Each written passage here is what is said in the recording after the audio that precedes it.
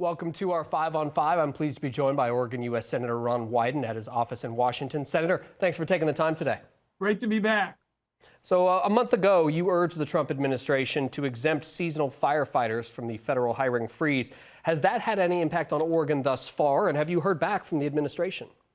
Not enough, and we still await the administration doing something to really get the resources to us while the weather still is a bit cool. You know, if you're going to do these prescribed burns, and I've led the bipartisan effort over the years to get more of them, you can go in there and clean out that dead and dying material and seriously reduce the risk of fire in the very hot months. And so far, the administration's response hasn't been adequate. The funds haven't been adequate. And I think we're still very susceptible to big fires when it comes to the very warm August and going into the early fall. The Senate passed the 24-year-old Secure Rural Schools Act late last year, but it never came to a vote in the House. You're now part of a bipartisan effort to revive it to bring millions to Oregon schools. Can you get Republicans to back this? We are pulling out all the stops.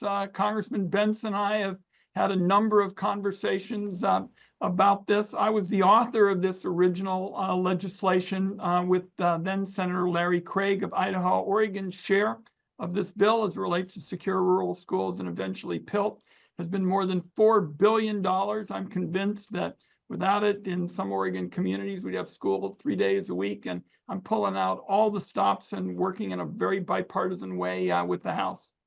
In my reporting career, I've repeatedly heard you say how much you appreciate Oregon's export-based economy. You're obviously not a fan of the president's tariffs. What impact is this having on Oregon's economy specifically?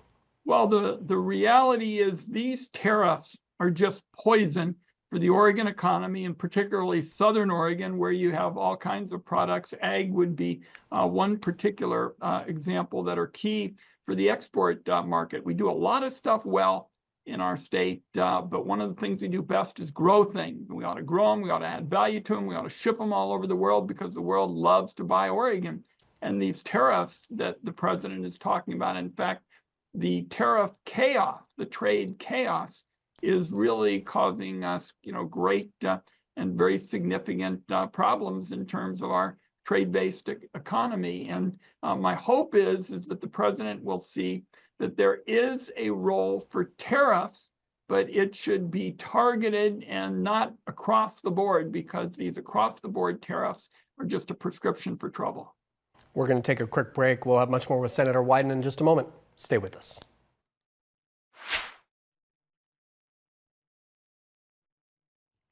Welcome back to our 5 on 5. Again, we're here with U.S. Senator Ron Wyden at his office in Washington. Senator, despite billionaire entrepreneur Elon Musk spreading debunked theories about federal benefit programs, the White House says it isn't cutting benefits, just fraud.